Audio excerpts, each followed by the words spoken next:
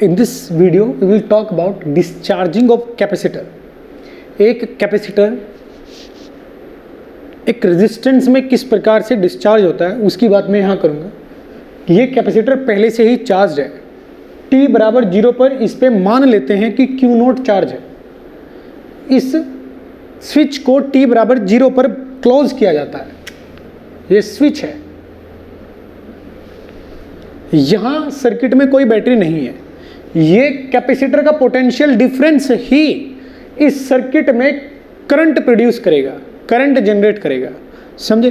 तो जैसे ही ये सर्किट में स्विच को आप क्लोज करोगे तो यहाँ से ये लूप कंप्लीट हो जाएगा, चार्ज इधर से बाहर निकलना स्टार्ट होगा, ऐसे फ्लो करके निगेटिव में एंटर करना स्टार्ट हो जाएगा, जिसकी वजह से जो अमाउंट है इस कैपेसिटर पर टोटल चार्ज का वो धीरे धीरे कम होने लगेगा, क्योंकि चार्ज का फ्लो होने लगेगा पॉजिटिव प्लेट से ऐसे निकल के इस नेगेटिव प्लेट की ओर।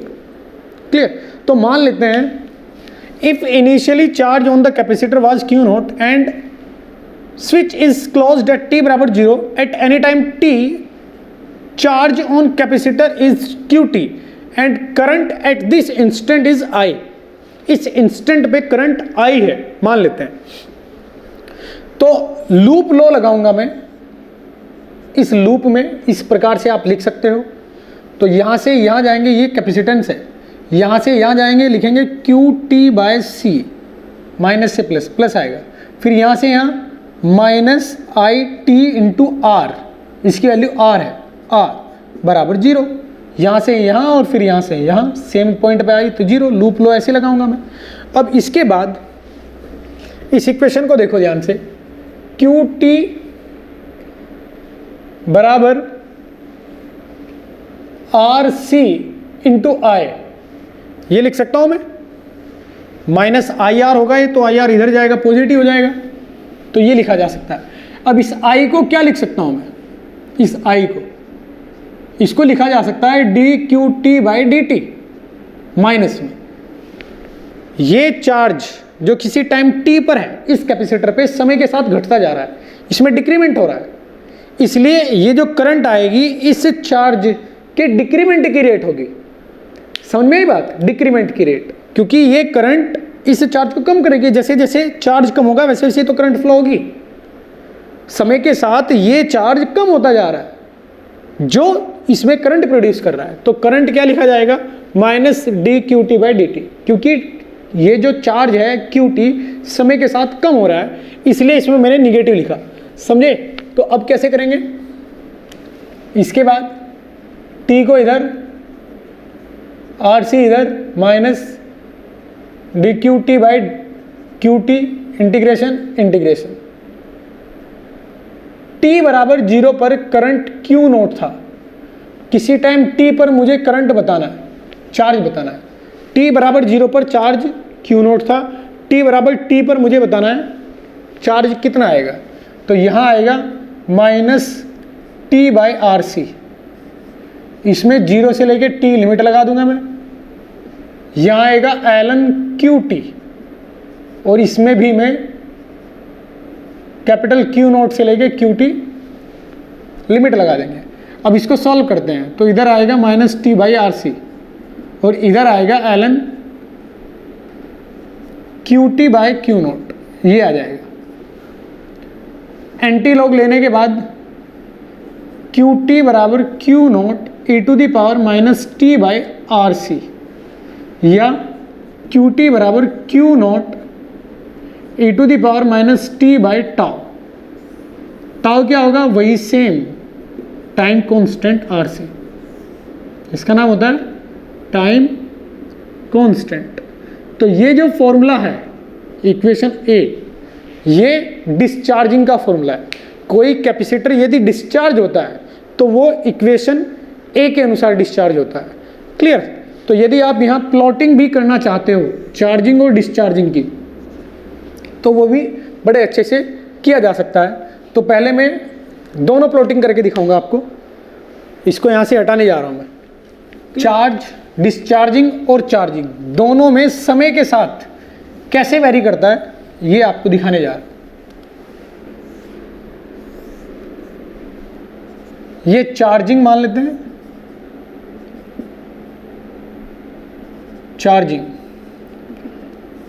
चार्जिंग के केस में फॉर्मूला क्यू टी बराबर Q infinite 1 minus e to the power minus t by tau आया था। यहाँ किसी टाइम टी पर चार्ज है और यहाँ टाइम है, और ये मान लेता हूँ डिस्चार्जिंग,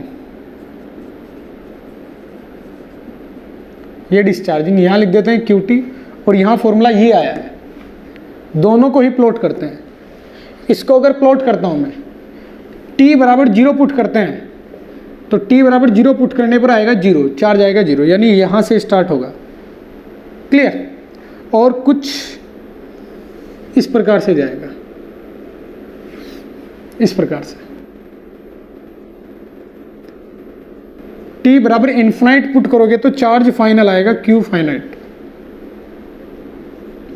ये यानी ये कर्व इन्फिनाइट पर जाकर इस लाइन को टच करेगा, इस तरीके से कर्व आएगा। क्लियर? ऐसे समझे? वही चीज अगर मैं यहां देखूं तो t बराबर 0 पुट करने पर q नॉट चार्ज आएगा, q नॉट, और फिर t बराबर इन्फिनाइट होते होते ये चार्ज 0 की ओर अग्रसर होगा।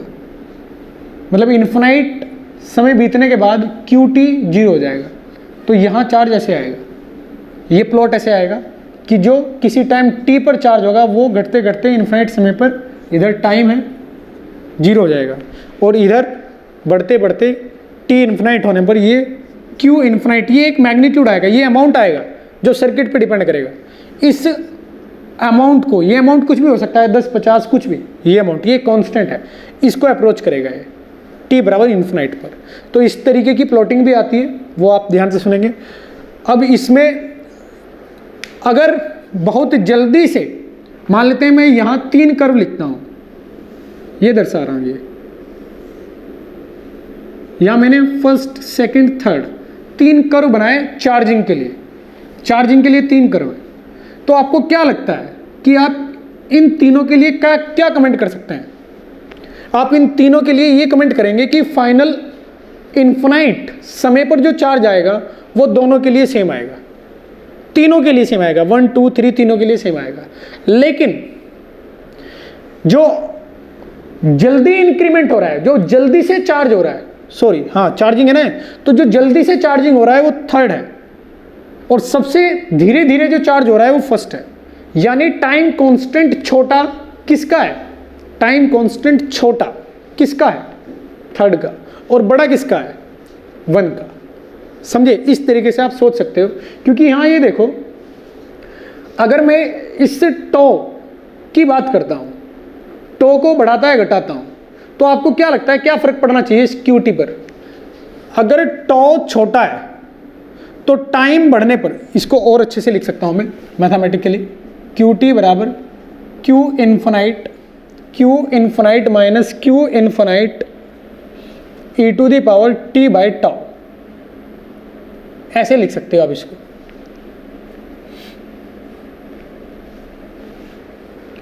अब समय तो मैं मान लेता हूं कि तीनों में सेम तरीके से बढ़ा रहा हूं मैं, 1, 2, 3, 4 करके। अब टाउ सबके लिए अलग अलग होगा, 1, 2, 3। अगर टाउ छोटा है तो ये अमाउंट बड़ा हो जाएगा, ये अमाउंट, और ये अमाउंट अगर बड़ा हुआ तो ये बहुत तेजी से, ये अमाउंट बहुत तेजी से बढ़ेगा। इसका मतलब ये तेजी से घटेगा, इसका मतलब ये तेजी से बढ़ेगा, ये पूरा अमाउंट। इसका मतलब ये कि टाउ यदि छोटा होगा तो चार्जिंग बहुत फास्ट होगी ये, और टाउ यदि बड़ा होगा तो चार्जिंग बहुत धीरे धीरे होगी। अगर ये टाउ बहुत बड़ा है तो ये जो टी बाई टाउ लिखा हुआ है, टी बाई टाउ जो लिखा हुआ है, ये छोटा अमाउंट आएगा अगर टाउ बड़ा है, और ये छोटा है तो ये छोटा आएगा e to the power x, और ये यदि छोटा है तो q इन्फिनाइट बड़ा आएगा, ये अमाउंट बड़ा आएगा, और ये अमाउंट यदि बड़ा है तो q इन्फिनाइट माइनस छोटा आएगा, क्योंकि ये घटने में है, ये तो सब्सट्रैक्शन के बाद है ना, तो ये कंप्लीट अमाउंट क्या हो जाएगा, फिर छोटा आ जाएगा। समझे? तो चार्ज कम आएगा, यानी धीरे धीरे चार्जिंग होगी अगर टाउ बड़ा होगा। तो ये आपको पता होना चाहिए। यहाँ आप लिख सकते हो कि टाउ 1 बहुत बड़ा है, टाउ 2, टाउ सबसे छोटा 3 का है। Fast charging, slow charging. Clear? इस टाइप से भी क्वेश्चंस आए हैं कंपटीशन में। Now we will solve an example on discharging of capacitor. देखो मैंने एक सर्किट बनाया, यहाँ स्विच लगा दिया, उसमें ये स्विच है 100 volt, 15 Om, 5 Om, 4 farad.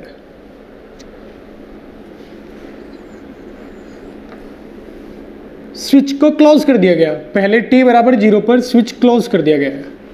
Now after long time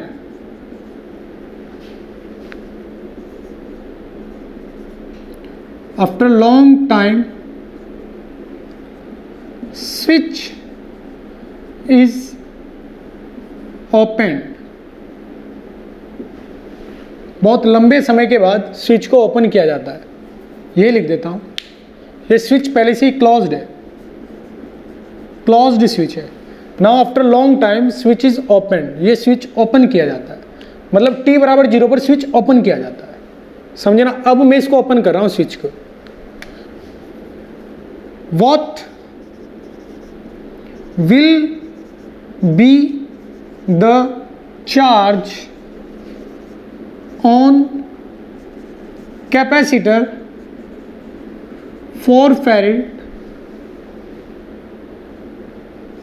after t second of opening of switch? What will be the charge on capacitor 4 farad after t second of opening of switch? Switch के open करने के t second के बाद इस capacitor पे charge कितना होगा, ये आपको बताना है। अगर मैं स्विच को एक लंबे समय के बाद खोलता हूं तो ये पूरा सर्किट अपनी इक्विलिब्रियम स्टेट में होगा, यानी कैपेसिटर पर लॉन्ग समय के बाद चार्ज कुछ ना कुछ आ जाएगा। इक्विलिब्रियम स्टेट में ये सर्किट आप ऐसे ड्रॉ करोगे, आप ये बोलोगे कि यहां से जो करंट आएगी वो आएगी 5 एम्पियर, 15 ओम और 5 ओम, तो इसमें भी 5 एम्पियर ही करंट जाएगी, 5 एम्पियर। तो यहां पोटेंशियल डिफरेंस जो आएगा वो 25 वोल्ट आएगा। इस वजह से जो यहां कैपेसिटर है उस पर जो चार्ज आएगा इन्फिनाइट टाइम पर, समझे ना, यानी इक्विलिब्रियम स्टेट में, वो आएगा 100 वोल्ट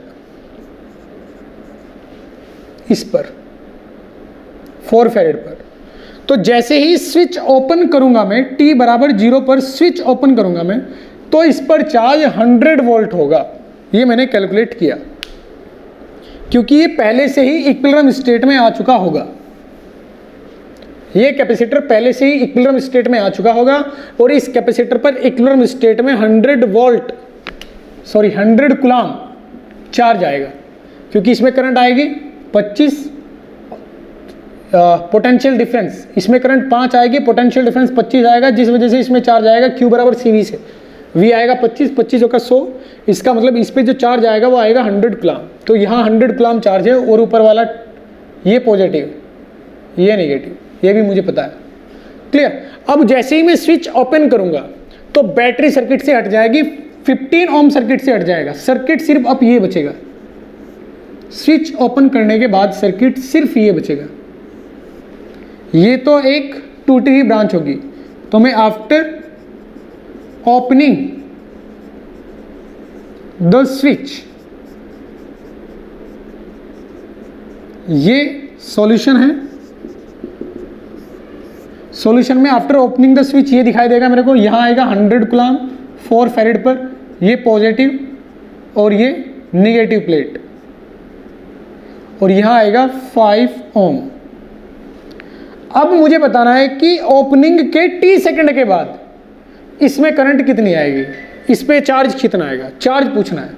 तो मैं कहूँगा कि t सेकंड बीतने के बाद मान लेते हैं इस पे चार्ज QT है, तो वो QT डिस्चार्जिंग का केस आ जाएगा। QT बराबर Q naught e to the power minus t by tau से दिया जाएगा। क्लियर, डिस्चार्जिंग वाला केस आ जाएगा अब इसमें। तो मैं QT यानी t सेकंड के बाद चार्ज 0, t बराबर 0 पर चार्ज, यानी 100 coulomb into e to the power minus t by tau. Tau कितना है? RC 20। तो ये आएगा चार्ज। इस कैपेसिटर पर स्विच ओपन करने के बाद, ये स्विच ओपन करने के t सेकंड के बाद कितना चार्ज आएगा? 100 into e to the power minus t by 20, इतने कूलाम चार्ज आएगा। यदि आपसे कोई करंट पूछता है,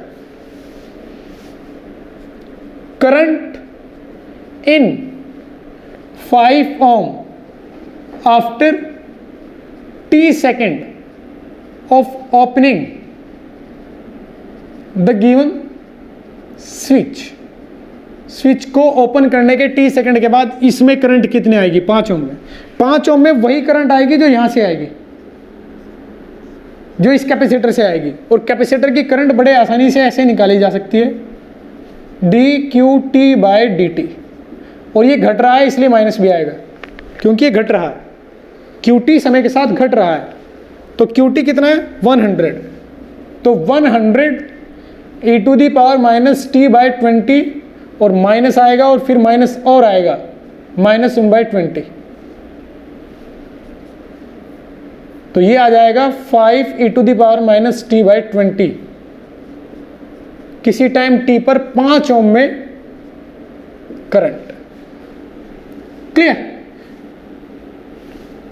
अगर आपसे कोई पूछता है कि current in 15 ohm after t second of opening the switch को ओपन करने के t सेकेंड के उपरांत इस 15 ओम में कितना करंट आएगा? तो आप बोलोगे वो 15 ओम तो सर्किट में ही एग्जिस्ट नहीं करता है, 15 ओम, इसलिए उसमें करंट आएगी 0। तो इस प्रकार से बहुत सारे क्वेश्चन कंपटीशन में पूछे जाते हैं। इस तरीके से आप क्वेश्चन सॉल्व करोगे। ओके।